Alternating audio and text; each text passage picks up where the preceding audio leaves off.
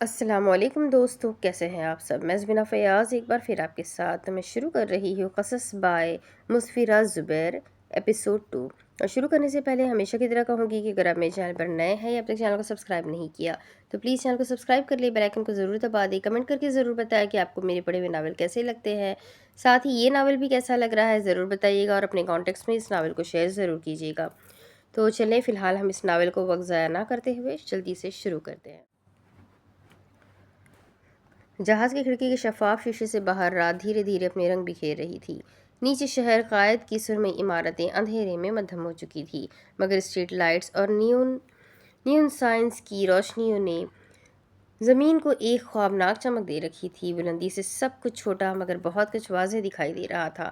خطیر وہی business card ہاتھ میں تھامے بیٹھا تھا، جیسے اس کے اندر چھپی کوئی بات اسے سکون نہ لینے دے رہی ہو اور باہر کی خاموشی اس کی الجھن سے بے خبر تھی۔ ایسے گھورتے رہو گے تو کارڈ میں سوراخ ہو جائے گا، ہیڈ فون لگا کر فلم میں مکن زرگم نے بے پرواہ انداز میں کہا۔ ہاں نہیں، بس یوں ہی، خطیر نے چونک کر بزنس کارڈ موڑ کر جیب میں ڈال دیا۔ یقیناً یوں ہی، گوگل کر لو، زرگم نے معنی خیز مسکراہٹ دی۔ خطیر نے کھڑکی سے باہر دیکھا، جیسے بات ٹالنے کی کوشش کر رہا ہو۔ پھر جب زرگم کی توجہ فلم پر تھی، اس نے آہستگی سے فون نکالا اور سرچ بار میں ٹائپ کیا، گولونا توصیف۔ پہلا لنک انسٹاگرام پروفائل کا تھا۔ خطیر نے بے اختیار کلک کیا اور جیسے ہی پروفائل کھلا اس کی آنکھوں میں حیرت کی لہر دوڑی۔ ہزاروں فالوورز، پیشہ ورانہ تصویریں اور موٹیویشنل کیپشنز اور سنجیدہ پوسٹس۔ وہ جو ایک عام اتفاق یا ملاقات لگ رہی تھی اب تجسس میں بدل گئی تھی۔ لڑکی آخر تھی کون؟ خطیر کی انگلیاں بے اختیار فون کی اسکرین پر حرکت کرنے لگیں۔ گولونا کی انسٹاگرام پروفائل کھلی ہوئی تھی اور وہ ایک کے بعد ایک پوسٹ کو کھوجنے میں مصروف تھا۔ ہر تصویر، ہر تحریر ایک کہانی سناتی محسوس ہو رہی تھی۔ ایک ماہر نفسیات جو دوسروں کی ذہنی کیفیت سمجھنے اور ان کے زخموں پر مرہم رکھنے کی مہارت رکھتی تھی، مگر خود ایک پہیلی لگ رہی تھی۔ نکل آؤ خوابوں سے، ہم پہنچ گئے ہیں۔ اچانک جہاز میں ہلکے جھٹکے کے ساتھ رن وے پر رفتار کم کی اور زرگم نے خطیر کو دیکھ کر مسکراتے ہوئے کہا۔ اس نے چونک کر فون بند کر لیا اور جیب میں رکھ لیا، اور وہ اب بھی نہیں جانتا تھا کہ وہ کیوں اتنی دلچسپی لے رہا تھا، مگر ایک بات طے تھی، یہ صرف اتفاق نہیں تھا۔ ہلکی پھوار نے شہر کی رات کو ایک عجیب سا رومانوی تاثر دے دیا۔ ساحلی ہوا نمکین خوشبو لیے گلیوں میں بہہ رہی تھی اور چاند بادلوں میں چھپتا نکلتا نظر آ رہا تھا۔ شہر کے ایک چھوٹے علاقے میں گولونا سیف ہاؤس میں داخل ہوتے ہی تھکن سے صوفے پر گر گئی۔ اس نے ہیلز اتار کر ایک طرف پھینکی اور گہرا سانس لیا۔ ایئرپورٹ پر ہونے والا واقعہ ذہن کے کسی کونے میں گونج رہا تھا۔ وہ اجنبی جس کی بے نیازی میں عجیب سی اپنائیت تھی، جس کی موجودگی نے محض چند لمحوں کے لیے ہی صحیح مگر اسے محفوظ محسوس کروایا تھا، مگر وہ کون تھا؟ ارے چھوڑو، فضول سوچ رہی ہو۔ گولونا نے خود کو جھٹکا دیا اور فون نکال کر انسٹاگرام چیک کرنے لگی۔ جیسے ہی اس نے اپنی نوٹیفیکیشنز کھولی، ایک عجیب سی بے چینی نے اسے گھیر لیا۔ کوئی تھا جو اس کی تمام پرانی پوسٹ لائک کر رہا تھا۔ یہ کون ہے؟ وہ زیر لب بڑبڑائی۔ جب اس کی نگاہیں دوبارہ فیڈ پر گھومی تو ایک تصویر نے اس کا دھیان کھینچ لیا، وہی ایئرپورٹ والا لڑکا۔ تو اس کا نام خطیر کیانی نام تھا۔ گولونا انفلوئنسر تھی تو کسی کا اس کی پوسٹ لائک کرنا معمولی سا عمل تھا، مگر کچھ تھا جو اسے غیر آرام دہ محسوس کروا رہا تھا۔ گولونا نے بے چینی سے گردن موڑی، جیسے اس کا دل کہہ رہا ہو کہ کوئی اسے دور سے دیکھ رہا ہے، مگر گھر کی کھڑکیاں بند تھیں، پردے گرے ہوئے تھے اور باہر بس خاموشی تھی۔ فضول وہم، اس نے خود کو تسلی دی، مگر پھر بھی اس کا دل ماننے کو تیار نہیں تھا۔ انہوں نے مغل مینشن اور اس کے آس پاس کی تمام اہم جگہوں پر کیمرے نصب کر دیے تھے، جہاں صدام لڑکیوں کی نئی شپمنٹ لانے کے لیے استعمال کرتا تھا۔ پہلے 2 مہینوں تک وہ اسلام آباد سے صدام کی سرگرمیوں پر نظر رکھتے رہے اور اس کے بارے میں جتنی زیادہ معلومات ہو سکتی تھی وہ اکٹھی کر رہے تھے۔ اب زرگم اور اس کے لوگ کل کراچی پہنچے تھے اور FIA نے ان کے لیے ایک پوشیدہ جگہ کا بندوبست کر دیا تھا۔ یہ ایک سادہ نظر آنے والا گھر تھا جو ایک بھیڑ بھاڑ والے علاقے میں واقع تھا اور کسی کی توجہ نہیں کھینچتا تھا۔ زرگم کی نظریں اسکرین پر جم گئی، لیکن جیسے ہی اس نے کچھ خاص نہیں دیکھا، اسے بوریت محسوس ہونے لگی۔ یہ وہ کام تھا جس سے وہ سب سے زیادہ نفرت کرتا تھا، صحیح لمحے کا انتظار جب حملہ کرنا ہو۔ 2 مہینے ہو گئے ہیں، خطیر نے جملہ روکتے ہوئے مزید کہا۔ یا تو صدام کبھی اپنے گھر سے باہر نہیں نکلتا یا وہ ہم سے چھپ کر آتا جاتا رہتا ہے۔ اس میں حیرت کی بات نہیں ہوگی اگر وہ چوہے کی طرح سرنگوں میں رینگتا ہوگا۔ دیکھو، کیا تم یہاں کا नक्शा हासिल कर सकते हो। जरगम ने जेब से अपना फ़ोन निकाल कर अपने बैंक अकाउंट्स चेक करना शुरू कर दिए। ये कौन है? खतीर ने कहा जब वो हवेली के सामने वाली स्क्रीन के करीब झुक गया। क्या ये उसकी बेटी है? जरगम की नज़रें स्क्रीन पर चमक उठी और उसने देखा कि महरा मुगल हवेली से बाहर आ रही थी। वो सोशलाइट की तरह दिखाई देती थी जब वो सीढ़ियों से उतर कर फरारी की जानिब बढ़ रही थी। जरगम ने अपनी कोहनी को कुर्सी के बाजू पर रखकर अपने अंगूठे को नीचे वाले होठ पर रगड़ा। हाँ वही है। हम इसे सद्दाम को ब्लैकमेल करने के लिए उठा सकते हैं, खतीर ने कहा। सद्दाम अपनी बेटी को वापस लाने के लिए कुछ भी नहीं करेगा। जरगम ने सरनफी में हिलाया। हम ऐसा क्यों नहीं करेंगे? खतीर ने एक आइब्रो उठाई। क्योंकि ये सिर्फ उसकी तवज्जो हासिल करेगा। इस बात की कोई गारंटी नहीं कि ये उसे घर से बाहर निकालेगा। जरगम ने उसकी तरफ मुतवज्जा होकर कहा। पॉइंट, खतीर ने कुर्सी पर टेक लगाकर कहा। जरगम की नज़रें फिर स्क्रीन पर वापस गई जहां महरा फरारी को लेकर हवेली से दूर जा रही थी। उसके पीछे एक गाड़ी चल रही थी जिसमें शायद उसके गार्ड्स होंगे। जब कुछ खास नज़र नहीं आया तो जरगम बाकी दिन दफ्तर के कामों में गुजारने लगा। रात का खाना जल्दी खाने के बाद उसने खतीर को सोने भेजने से पहले कुछ नींद ली थी ताकि वो भी आराम कर सके। आधी रात गुजर चुकी थी और जरगम स्क्रीनों पर नज़र जमाए हुए था जो कंपाउंड के मुख्तलिफ जाविये दिखा रही थी। जब अचानक एक काला साया साइड की दीवारों में से गुजरा था। वो इतनी छोटी जिसामत का था कि वो औरत हो सकती थी। काश ये सद्दाम हो। जरगम एक लम्हे में अपनी कुर्सी से उठा, अपना बैग उठाया जिसमें उसकी राइफल थी और फौरन घर से निकल गया। उसने खतीर को एक पैगाम भेजा ताकि उसे इत्तला हो सके कि वो आउट स्काउटिंग कर रहा है, और उसने अपनी गर्दन में मौजूद ट्रिगर को भी चला दिया ताकि अगर उसकी गर्दन के इर्द गिर्द कुछ हो जाता तो खतीर उसे तलाश कर सकता था। एक लम्हे बाद खतीर का जवाब आया। अच्छा नहीं होगा अगर तुम अकेले बाहर निकले। जरगम, मैंने ट्रैकर चला दिया है, सिर्फ स्काउटिंग कर रहा हूँ। खतीर, मेरे बगैर तुम कहीं नहीं जा रहे। जरगम, और लोग पूछते हैं कि मैं शादी क्यों नहीं करता, तुम जो हमेशा मुझसे चिपके रहते हो। खतीर, तुमसे चिपकने का शौक किसी को नहीं है, मरने का शौक है तो शौक से मरो।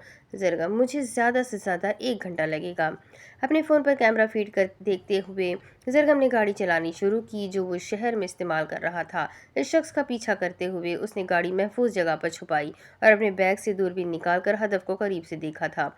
जब साया रुक गया और पीछे उस सिमत में झांकने की कोशिश की जहां वो साये में खड़ा था तो उसके माथे पर लकीरें उभरी। एक स्ट्रीट लाइट ने उस शख्स के चेहरे पर रोशनी डाली और जरगम को मायूसी हुई कि ये सद्दाम नहीं बल्कि महरा थी। वो जॉगिंग के कपड़ों में मलबूस थी जो आधी रात के वक्त कोई अजीब बात नहीं थी। उसका दिमाग भूचाल से भर गया और तजस्सुस की वजह से वो उसे सड़क पार करते हुए देखने लगा जैसे वो उससे कुछ वाकिफ हो। लेकिन इससे पहले कि वो कुछ और समझने की कोशिश करता, महारा एक खाली मकान के पहलू में किसी बिल्ली की तरह चली गई। घर की हालत इतनी बदतर थी कि किसी की नज़र भी ना पड़ती। दिलचस्प। वो थोड़ी देर के लिए वहाँ रुकी और जब वो मोटरसाइकिल शेड से निकाली थी तो जरगम की भवें इकट्ठी हो गई।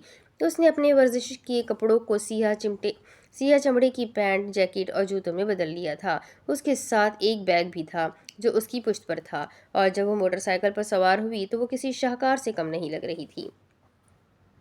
जब वो मोटरसाइकिल आगे ले गई तो जरगम ने अपनी गाड़ी निकाली और महफूज फासले से उसका पीछा किया।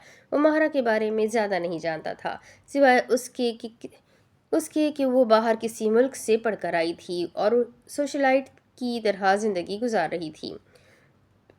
अब तक उसने कुछ ऐसा नहीं किया था जिससे जरगम ये सोचे कि वो मुग़ल कॉरपोरेशन संभाल लेगी, इसलिए जरगम की तवज्जो हमेशा उसके वालिद सद्दाम पर मरकूज़ ही थी।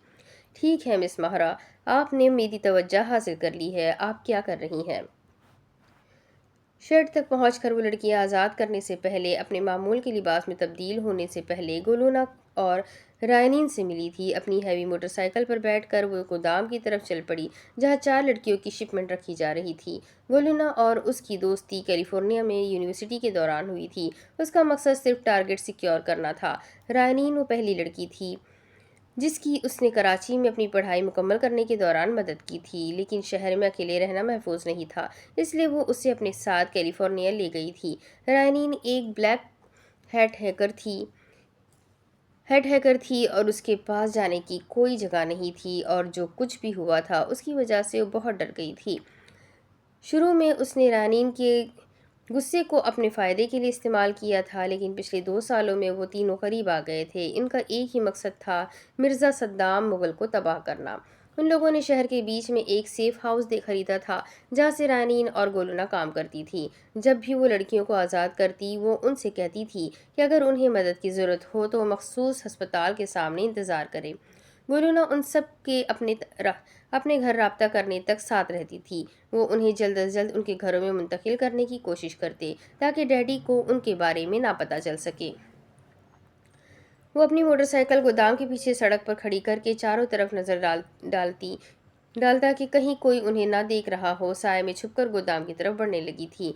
ये एक आसान काम था क्योंकि रद्दी और इसकी स्क्रिप्ट शुदा गाड़ियों के दरमियान छुपने के लिए बहुत सी जगह थी। स्टील की चादर से बनी दीवार के पास पहुंचकर वो फौरन अपने सर को नीचे करके पिसे हुए स्टील के एक ढेर के पीछे छुप गई थी।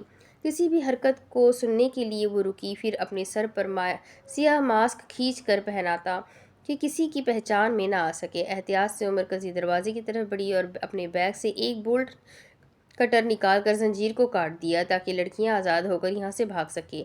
उनके लिए बाहर निकलने को महफूज बनाने के बाद वो चुपके से कंट्रोल रूम की तरफ बढ़ी और अपने गन को अपनी पुश्त के पीछे से निकाल कर चेक किया कि वहाँ कितने आदमी हैं। जैसा कि उम्मीद की गई थी, सिर्फ 2 आदमियों के बारे में फिक्र करनी थी। एक पुरानी सी कुर्सी पर सो रहा था, उसके पाँव मेज पर रखे थे जो शराब की खाली बोतलों से भरी हुई थी। दूसरा लड़का क्रिकेट मैच देख रहा था। गार्ड्स की कमी ये जाहिर करती थी कि जिन लड़कियों को वो आज रात आज़ाद करेगी उनका मकसद किसी के घरों में गैरकानूनी काम करना था। वो उसके डैडी के लिए ज़्यादा अहमियत नहीं रखते थे। गोदाम को जांच पड़ताल करते हुए जब वो दफ्तर की तरफ जा रही थी तो अपनी पुश्त को दीवार के साथ लगाकर एहतियात से खिड़की की तरफ देखा। अचानक किसी की नज़र खुद पर महसूस हुई और अपने बेचैनी की वजह से अपने इर्द गिर्द के अंधेरे का जायज़ा लेने लगी। किसी को ना देखकर उसे कुछ अजीब सा एहसास हुआ क्योंकि उसका अंदाज़ा पहले कभी गलत नहीं हुआ था, या शायद इसलिए क्योंकि उसे शिपमेंट को आज़ाद किए हुए 2 माह हो चुके थे। वह दरवाजे की तरफ बढ़ गई और जैसे ही सीधी हुई गहरी सांस ली, फिर दरवाजे को लात मार कर जागने वाले आदमी के सामने अपनी बंदूक का बैरल रखकर उसकी आंखों के दरमियान गोली चलाई। दूसरा लड़का चौंका जैसे ही उसने ट्रिगर दबाया। इससे पहले कि वो किसी को आवाज़ दे पाता वो उसे खामोश कर चुकी थी। जल्दी से अंदर जाकर दोनों लाशों की तलाशी ली और स्टोरेज रूम की चाबी हासिल कर ली जहां लड़कियां रखी जाती थी। चाबियों का एक सेट ढूंढते हुए दफ्तर से बाहर निकलकर दरवाजे की जानिब भागी जिस पर ताले लगे थे। अपने बैग से टॉर्च निकालकर सही चाबी तलाश करने में चंद पल लगे, फिर दरवाज़ा खुला। जब उसने खाली जगह पर टॉर्च रोशन की तो लड़कियां एक कोने में बैठी नजर आई। वो खौफजदा नज़रों से उसे घूर रही थी जबकि बाकी 2 चौंक कर जाग गई। मैं मदद के लिए आई हूँ, उसने उन्हें तसल्ली देने की कोशिश की। क्या तुम सब ठीक हो? लड़कियों में से एक ने अपना सर इस बात में हिलाया जब वो एहतियात से अपने पाँव पर खड़ी हुई और फिर बाकी 3 भी ऐसा ही करने लगी। वो फर्ज कर रही थी कि उसने ग्रुप में लीडर का किरदार अदा कर रही थी, इसलिए उस पर तवज्जो मरकूज कर ली। उसने अपनी जेब से अस्पताल के पते के साथ कागज़ की एक पर्ची निकाली और लीडर को पकड़ाई।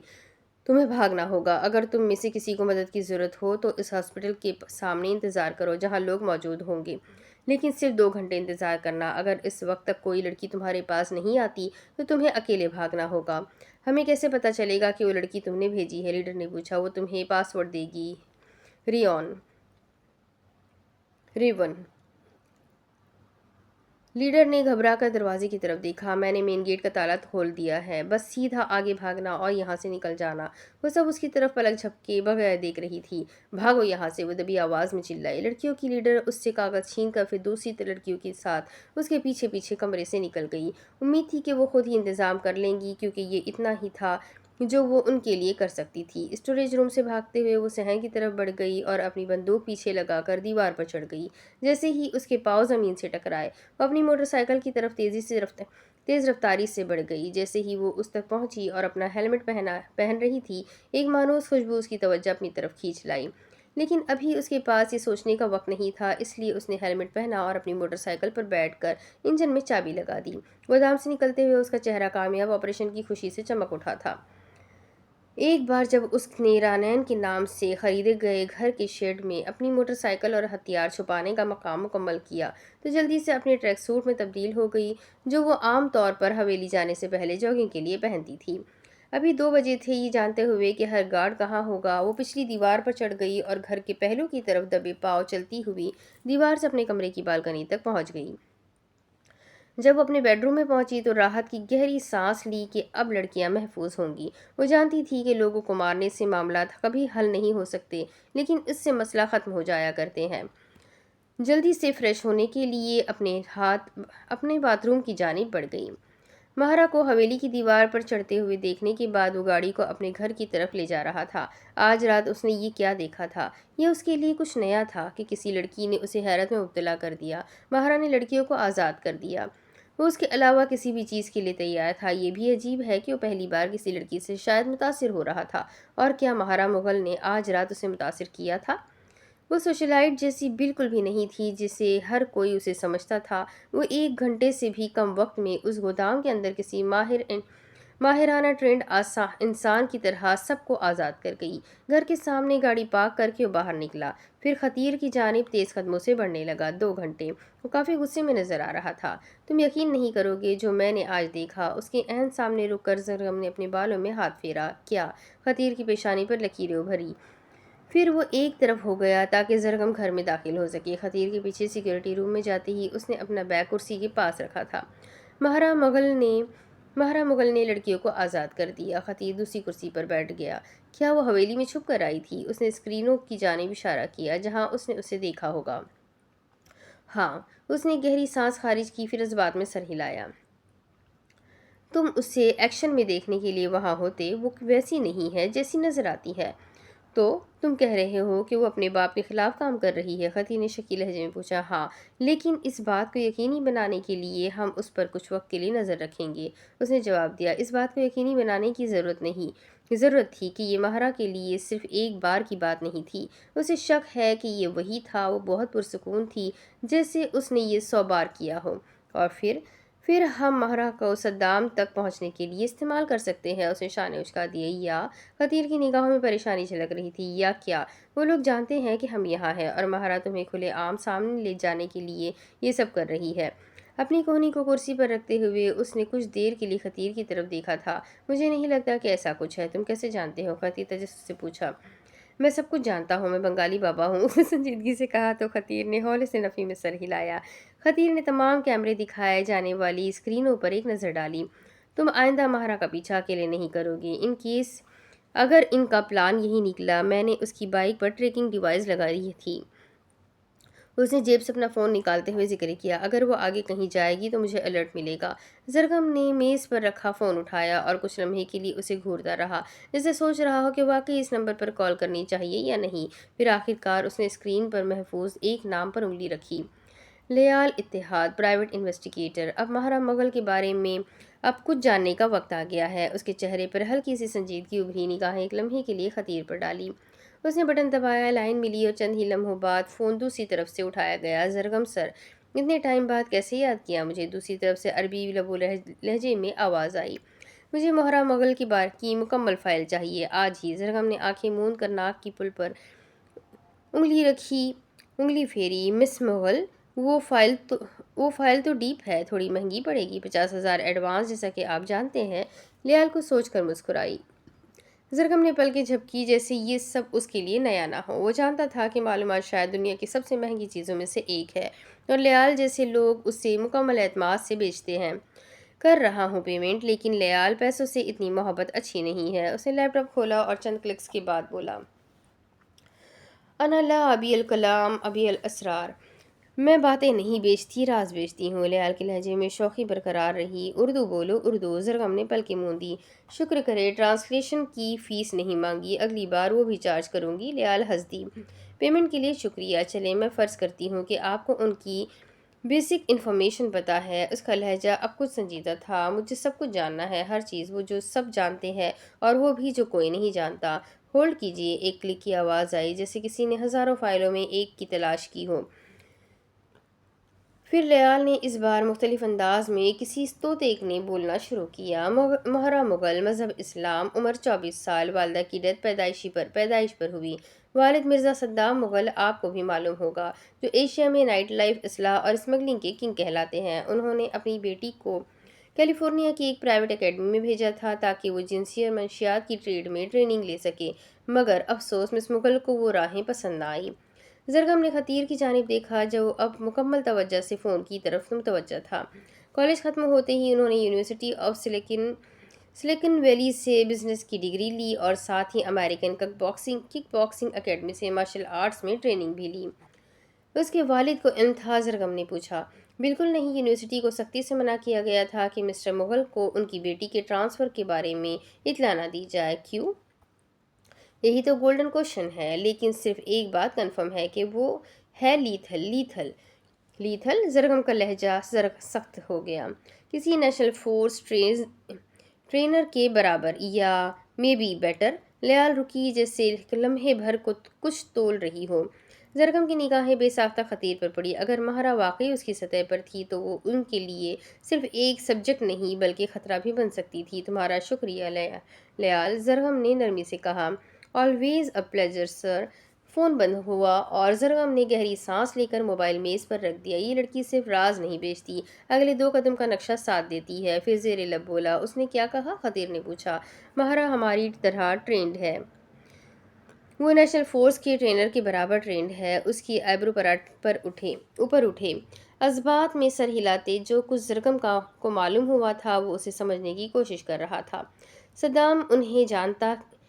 صدام نہیں جانتا کہ اس کی بیٹی ایک ٹرینڈ فائٹر ہے۔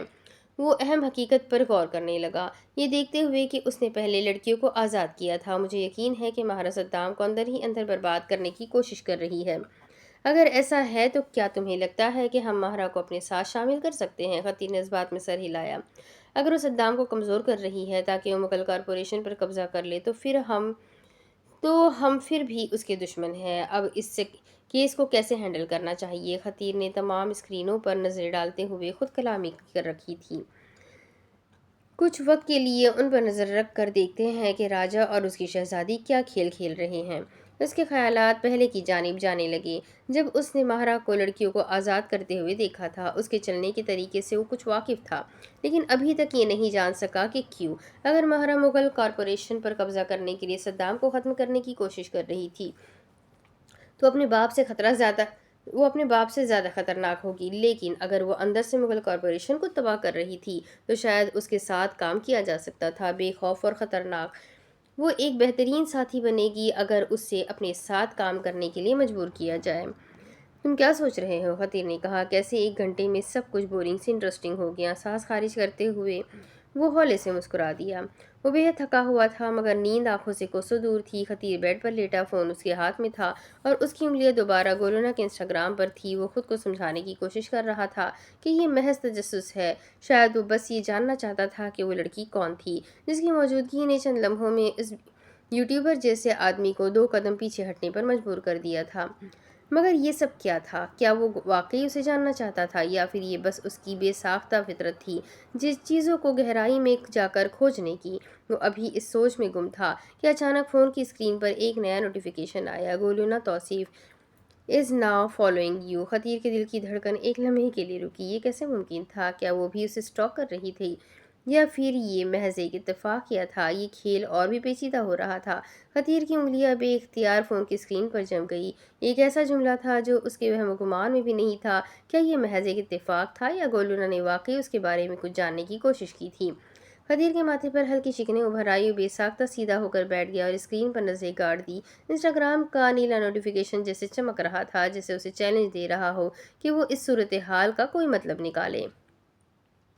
یہ کیا سین ہے؟ وہ زیر لب بڑبڑایا۔ کیا گولونا نے جان بوجھ کر اسے فالو کیا تھا یا پھر یہ کوئی غلطی تھی؟ وہ ابھی اسی الجھن میں تھا کہ اچانک فون پھر سے وائبریٹ کرنے لگا۔ ایک اور نوٹیفیکیشن نمودار ہوئی۔ گولونا توصیف ہیز انفالوڈ یو۔ خطیر کی آنکھوں میں ہلکی سی حیرت جھلکی۔ اوہ، تو یہ غلطی تھی۔ اس کے لبوں پر ایک ہلکی مسکراہٹ ابھری۔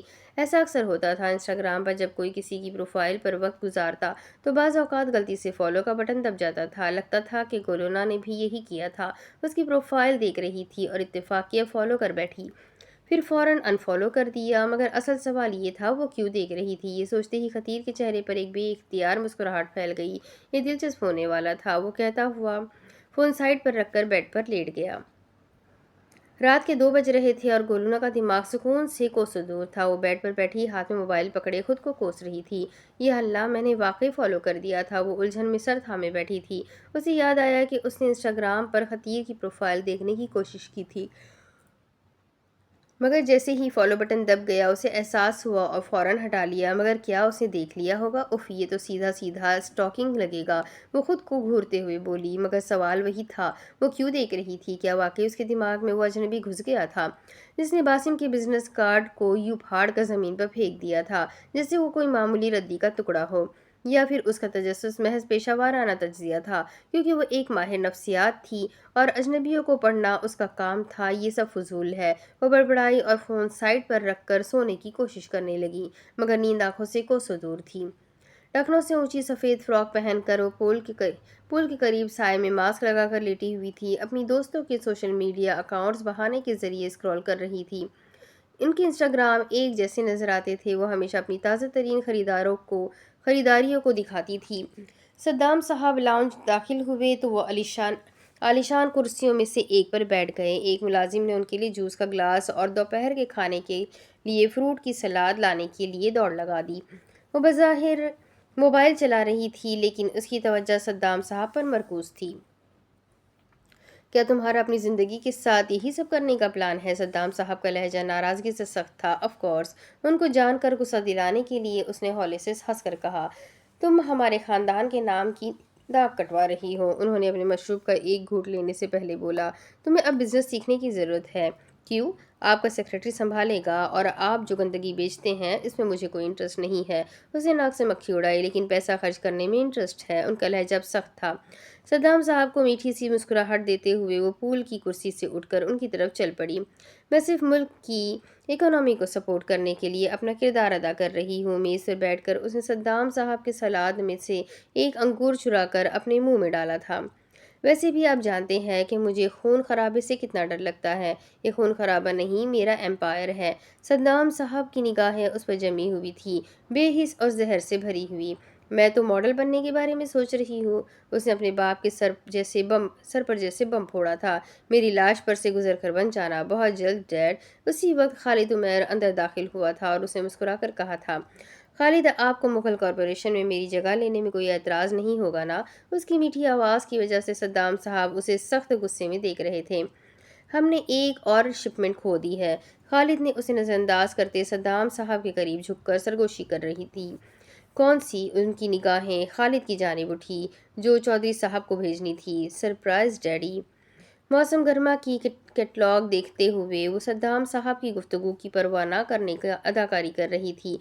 और तुम हाथ पर हाथ रखे बैठे हो, पता करो कि इसके पीछे कौन है। सद्दाम साहब खालिद पर दहाड़े थे। अपनी पूरी कोशिश करने के बाद भी वो पुरसुकून रहने में नाकाम रही, क्योंकि उसके गाल भड़क उठे और उसके माथे पर संगीन लकीरें उभरी थीं। ये एक आदमी का काम है, फिक्र नहीं करे सर, हम उसे पकड़ लेंगे। ज़रूर पकड़ लेंगे बेवकूफ़। उसने AKA से ट्रेनिंग हासिल की थी। वो खालिद से बहुत बेहतर थी। उस जैसे उसके खिलाफ कोई मौका ही नहीं रखते। उन्हें परेशान होते देखकर उसे तो मज़ा आ गया। उनको इस बात का ज़रा सा भी इल्म नहीं होगा कि वो शख्स उनकी ही नाक के नीचे मौजूद था। तमाम शिपमेंट्स पर सिक्योरिटी को डबल कर दो, सद्दाम साहब ने हुक्म दिया। मज़ा मज़ीद डबल। नीलामी के लिए शिपमेंट के बारे में क्या ख्याल है? खालिद ने पूछा, और मोहरा ने काफ़ी मुश्किल से निगाहें नीचे रखी थी। नीलामी लड़कियों की होगी। ये साल में एक बार मुनक्किद होती थी, और वो पिछले साल तकरीबन पकड़ी गई थी। इसलिए इस बार इसे हर मालूमात की ज़रूरत थी जिस पर वो हाथ पांव मार सकती थी। इस बार इस्लामाबाद की बजाय कैलिफोर्निया से आएगी शिपमेंट, सद्दाम साहब ने जवाब दिया। अगली शिपमेंट 3 हफ्तों में आने वाली थी, और फिर लड़कियों को यहाँ लाया जाएगा जहाँ नीलामी होगी। या तो लड़कियों को इस्लामाबाद जाकर आज़ाद कर सकती थी, या उनके कराची आने का इंतज़ार करे। लेकिन दोनों ख़तरनाक होंगे। हर एक आदमी को रखो जिस पर हम गुलामों की हिफाजत के लिए भरोसा कर सकते हैं। वो हुक्म देकर उठने लगे और कि उसने अपना फ़ोन उनकी जानिब करके रखा। ये ड्रेस अच्छा है ना? कल रात सारा की पार्टी के लिए बेस्ट होगा, महरा। सद्दाम साहब गुस्से से घुर्राए। वो देख सकती थी कि वो उसे थप्पड़ ना मारने के लिए खुद को कंट्रोल कर रहे थे। मेरे पास तुम्हारी बकवास के लिए वक्त नहीं है। वो उठकर दफ्तर के लिए निकल गए थे। खालिद ने उसे तंबीह की निगाह से देखा, जो ज़्यादातर मर्दों में खौफ पैदा करती थी। کیا آپ کو نہیں لگتا کہ اب آپ کے میچور ہونے اور بزنس میں شامل ہونے کا وقت آ گیا ہے؟ آپ اس سے کہیں بہتر کام کر رہے ہیں جتنا میں کبھی نہیں کر سکوں گی، تو آپ کو کوئی اعتراض ہوگا میری جگہ کام کرنے میں؟ وہ مسکرائی۔ یقیناً مجھے کوئی اعتراض نہیں ہے۔ گہری سانس خارج کرتے ہوئے اس نے ایسے اعتراف کیا جیسے یہ اس پر بوجھ تھا۔ وہ مجھے شاپنگ پر جانا ہے۔ جوش اور خوشی سے اٹھ کر اپنے کمرے میں کپڑے بدلنے بھاگی تھی۔ شپمنٹ آنے میں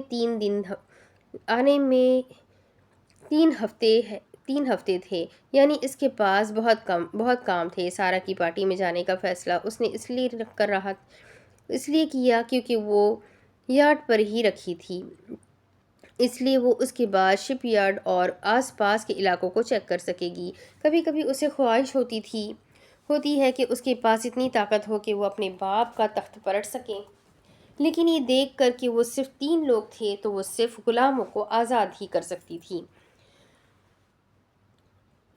وہ ماہرہ کو یارڈ پر پارٹی میں شرکت کرتے ہوئے دیکھ رہا تھا۔ وہ لڑکی سوشلائٹ کے طور پر کام کرنے میں بہت اچھی تھی، اتنی کہ کوئی اس پر شک نہیں کر سکتا۔ اپنے نائٹ ویژن دوربین کے ذریعے وہ ماہرہ پر نظر رکھ رہا تھا۔ ایک لڑکی اس سے کچھ کہنے لگی تو اس نے مسکرا کر سر اس بات میں ہلایا جہاں ایک گروپ پہلے سے بیٹھا تھا۔ ماہرہ اور وہ لڑکی چل کر اس جانب بڑھے اور ان سے ملے تھے۔ چائے؟ خطیر نے دوربین کے ساتھ کپ رکھا تھا۔ نینا کا کچھ پتہ چلا؟ ایک گھونٹ لینے کے بعد اس نے پوچھا۔ خطیر کا چائے کا کپ تھم گیا اور جبڑا بھیج گیا۔ دل میں کہیں دوبارہ کچھ ٹوٹا تھا۔ چل جائے گا پتہ۔ چند لمحے یوں ہی خاموشی میں گزرے، پھر خطیر کھنکھار کر بولا تھا، اگر تم واپس جانا چاہو تو میں یہ کیس اکیلے بھی حل کر سکتا ہوں۔ وہ اس بات میں سر ہلا کر بولا، اتنے عرصے کے بعد جوائنٹ کیس ملا ہے، کام کرنے دو چپ چاپ۔ وہ ایک لمحے کے لیے ایک دوسرے کو گھورتے رہے، پھر خطیر نے خاموشی توڑ کر کہا۔ آتش بازی ہوا میں پھٹی اور دوسری یارڈ سے ہنسی کی آواز آئی۔ اس کی توجہ ماہرہ کی طرف واپس کھنچ گئی۔ دوربین اٹھاتے ہوئے اس نے ماہرہ کو تلاش کیا۔ وہ ایک کونے میں بیٹھی کسی شکاری کی طرح سب کو دیکھ رہی تھی۔ اسے کچھ جھنجھلاہٹ ہوئی اور پھر جب اس سے احساس ہوا کہ وہ اسے کسی کی یاد دلا رہی تھی تو اس کے ماتھے پر بل آئے تھے۔ پارٹی میں اس سے میچنگ گاؤن میں خطرے اور خوبصورتی کا مرکب وہ کبھی نہیں بھول سکتا تھا۔ پارٹی صبح سویرے تک جا رہی تھی اور وہ دونوں بھی تب ہی واپس پورٹ کی جانب آ گئے۔ جیسے ہی وہ بندرگاہ پر پہنچے، خطیر اور اس کو یارڈ سے اترتے ہی ایسی محفوظ جگہ ملی جہاں سے وہ دوسری یارڈ کو دیکھ سکتے تھے۔ جب پارٹی سے سب لوگ اپنی گاڑیوں کی طرف جانے لگے، ماہرہ بندرگاہ کی تصاویر لینے کے لیے رکی تھی۔ اس کی دوست اس کے ساتھ شامل تھی، لیکن زرگم کو یہ محسوس ہوا تھا کہ ماہرہ بندرگاہ کے ارد گرد دیکھنے کے لیے یہاں رکی تھی۔ تمہیں کیا لگتا ہے اگر میں اس کے پاس جاؤں تو وہ کیا کرے گی؟ زرگم نے اس کو جاتے ہوئے دیکھ کر پوچھا تھا۔ وہ گاڑی میں بیٹھی اور ایک لمحے بعد گاڑی وہاں سے آگے بڑھ گئی۔ شاید تمہیں مار ڈالے، خطیر نے جواب دیا۔ وہ کوشش کر سکتی ہے۔ سر اس بات میں ہلا کر وہ مسکرایا تھا۔ بغیر نمبر پلیٹ کی گاڑی کی جانب چلتے ہوئے خطیر ہنسنے لگا۔ چلو یہاں سے نکلیں۔ ایک بار جب وہ دونوں گاڑی میں بیٹھ گئے تو زرگم نے کہا، جلد ہی ایک شپمنٹ آنی چاہیے۔ اس نے وہ پکچرز کھینچی ہے تاکہ وہ جگہ سے واقف ہو سکے۔ گاڑی سٹارٹ کرتے ہی زرگم گاڑی کو واپس گھر کی جانب لے گیا۔ مجھے یہ سمجھ نہیں آ رہا کہ ماہرہ لڑکیوں کو کیوں آزاد کرتی ہے، خطیر ارد گرد نظر ڈالتے ہوئے بولا۔ یہی تو میں جاننا چاہتا ہوں۔ جب بات ماہرہ مغل کی آتی تھی تو وہ ہر چیز کیوں جاننا چاہتا تھا؟ آدھی رات کے بعد جب وہ اپنے کمرے کی بالکنی باہر نکلی تو وہ سلائیڈنگ ڈور کو ہمیشہ کھلا چھوڑتی تھی تاکہ جس رات وہ باہر نکلے تو ان کو یہ مشکوک نظر نہ آئے۔ اس نے بالکنی سے نیچے لان میں اترنے سے پہلے تھوڑی دیر انتظار کیا، پھر نیچے سے دیوار کی طرف جا کر زیادہ کوشش کیے بغیر وہ نیچے اتر گئی۔ خالی گھر کی طرف دوڑ کر پہلے اپنے چمڑے کے لباس میں تبدیل ہوئی۔ اوزاروں اور ہتھیاروں سے بھرے بیگ کو اپنی پشت پر پہن کر اس نے ہیوی ڈیوٹی موٹر سائیکل کو شیڈ سے باہر ڈھکیلا۔ اس کے بعد وہ نشست پر بیٹھ گئی۔ جب انجن بادل کی طرح گرجنے لگا تھا تو اس کے ہونٹوں پر مسکراہٹ بکھر گئی۔ پیچھے سے گزرتی ہوا کے احساس سے لطف اندوز ہوتے ہوئے وہ سیف ہاؤس تک پہنچ گئی تھی۔ جب وہ شہر سے نکلی تو سڑکیں خاموش تھیں۔ پھر مزید 20 منٹ بعد وہ چھوٹے سے علاقے کے ایک گھر میں اپنی موٹر سائیکل کھڑی کی اور جب داخلی دروازے پر پہنچی تو بائیو میٹرک اسکینر نے اس کے چہرے کو اسکین کیا اور اگلے ہی لمحے حفاظتی دروازے کو کھول دیا۔ سامنے اور پچھلے کے دروازے صرف نمائش کے لیے تھے۔ حفاظتی دروازے کے علاوہ گھر کے نیچے ایک سرنگ تھی جو قریبی گراؤنڈ کی جانب لے جاتی تھی۔ اس نے رائنین کی کہ محفوظ ہونے کو یقینی بنانے کے لیے بہت پیسہ خرچ کیا تھا۔ گھر کے اندر قدم رکھتے ہی اندھیرا اور خاموشی تھی۔ تہہ خانے میں جانے سے پہلے وہ تمام کمروں میں سے گزری تھی، یہ چیک کرنے کہ سب کچھ ٹھیک ہے۔ رنین اور گولونا اپنے نائٹ سوٹ میں ملبوس میز پر بیٹھے نوڈلز کھاتے ہوئے لوڈو کھیل رہے تھے۔ رنین کے چھوٹے بھورے بال کندھوں کو چھو رہے تھے، سفید رنگت پر قدرتی گلابی گال اور گہری بھوری آنکھیں چمک رہی تھی۔ گولونا اور مہرا سے وہ 2 سال چھوٹی 22 سال کی تھی، لیکن قد میں وہ گولونا سے لمبی تھی۔ رنین ان تینوں میں سب سے زیادہ بولنے والی خوش مزاج لڑکی تھی۔ اس کے ساتھ بیٹھی گولونا، جو بھوری رنگت، سنہری آنکھیں اور لمبے سیاہ بالوں کو ڈھیلی چوٹی میں باندھے ہوئے تھی، وہ بے حد پرکشش اور کتابوں میں رہنے والی لڑکی تھی۔ تم چیٹنگ کر رہی ہو، گولونا چیخی تھی۔ اگر تمہیں کھیلنا نہیں آتا، اس کا مطلب یہ نہیں ہے کہ میں چیٹنگ کر رہی ہوں۔ رنین ہنس پڑی۔ ہائے گرلز، اس نے رنین کے ساتھ والی کرسی پر بیٹھتے ہی کہا۔ جو پکچرز تم نے مجھے پرسوں بھیجی تھی میں نے وہ سب دیکھ لی اور سیدھی کام کی بات کر رہی تھی۔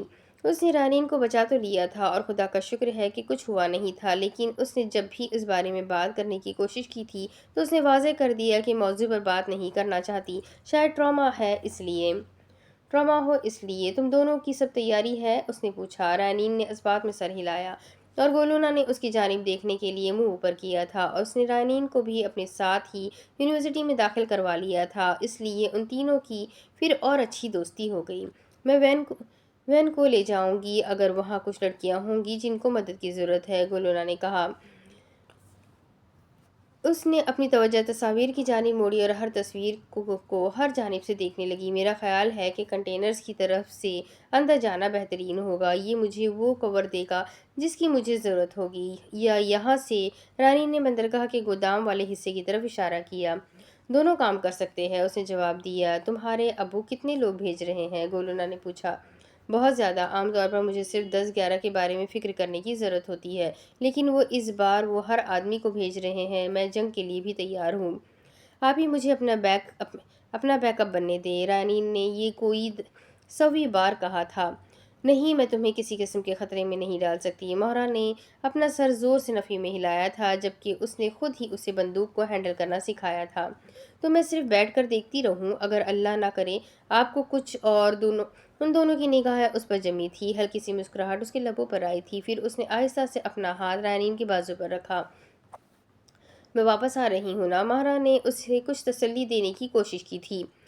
میں ایسا ہونے سے پہلے خود کو مار ڈالوں گی۔ رنین نے اس کا ہاتھ کندھے سے جھڑکا تھا۔ ایسا مت کہو پاگل لڑکی، گولونا نے فوراً ڈانٹا تھا۔ اپنا سر جھکاتے ہوئے اس نے اس کی آنکھوں میں فکر دیکھی تھی، پھر تھوڑی آگے ہوئی۔ ادھر دیکھو رنین، اس کی شکل سے ایسا لگ رہا تھا کہ وہ رونے والی تھی۔ میں آپ کو کھو نہیں سکتی مہرا آپی، اب صرف آپ دونوں ہی میری فیملی ہے، اس نے کانپتی آواز میں کہا۔ آہستہ سے وہ اس کے پاس گئی اور اسے گلے لگایا۔ مجھ سے وعدہ کرے کہ اگر حالات بہت خطرناک ہو گئے تو آپ وہاں سے نکل جائیں گی، اس نے سرگوشی کی۔ میں وعدہ کر رہی ہوں، مہرا نے اس کے سر کے پچھلے حصے پر ہتھیلی سے تھپکا تھا۔ ایک کام کرو، عید بھی آج ہی مل لو۔ میں تو بس ڈرائیور ہوں نا، تم لوگوں کی فیملی تو صرف تم دونوں ہو، گولونا نے برا سا منہ بنایا۔ لگتا ہے کوئی جل رہا ہے۔ رنین پیچھے ہٹی اور گولونا کو شیطانی مسکراہٹ دی۔ چلو بہت ہو گیا، اب کام کرو۔ وہ اپنی توجہ تصاویر کی طرف مبذول کرتے ہوئے بندرگاہ کا جائزہ لینے لگے۔ گولونا ان تینوں کے لیے کافی بنانے لگی، جب تک وہ سیف ہاؤس میں رکھے ہوئے ہتھیاروں کو چیک کرنے لگی تھی۔ شپمنٹ اگلے ہفتے آ رہی تھی۔ اس کے ڈیڈی اور خالد اس تاثر میں تھے کہ وہ ایک فیشن شو کے لیے نیو یارک میں ہوگی۔ ان کو بیوقوف بنانا ابھی اس کی سب سے چھوٹی پریشانی تھی۔ بندرگاہ کی سخت حفاظت کی جائے۔ اس نے پہلی منزل تک جانے والے زینے کی جانب دیکھا اور لمبی سانس خارج کر دی۔ گولونا کے پاس تو فیملی تھی، لیکن ہو سکتا تھا کہ وہ رنین سے اپنا وعدہ پورا نہیں کر پائے۔ اس کے پاس ایک بینک اکاؤنٹ تھا جو صرف رنین کا تھا، جس تک اسے رسائی حاصل تھی، اس لیے کم از کم وہ جانتی تھی کہ اگر وہ مر گئی تو اس کو کسی چیز کی پریشانی نہیں ہوگی۔ اب اس کے آگے کی کہانی میں آپ کو اگلے ویڈیو میں سناتی ہوں کہ آگے کیا ہوگا۔ ناول کافی انٹرسٹنگ ہے۔ ناول ایسے چھوٹی ہے بٹ پیجز پورے بھرے ہوئے ہیں، جس کی وجہ سے ابھی یہ ہمارے 100 پیج ہی پورے نہیں ہوئے اور 2 ایپیسوڈ کمپلیٹ ہو چکے ہیں۔ میں کوشش کروں گی اس ناول کو جلدی فنش کر سکوں اور آپ کو جلدی سے پورا کا پورا ناول سنا سکوں. تو میرے ساتھ بنے رہیں، ویڈیو کو لائک کریں، چینل کو سبسکرائب کریں، بیل آئیکن کو ضرور دبائیں. ملتے ہیں اگلی ویڈیو میں، تب تک کے لیے اپنا خوب سارا خیال رکھیں، مجھے بھی دعاؤں میں یاد رکھیں. اللہ حافظ.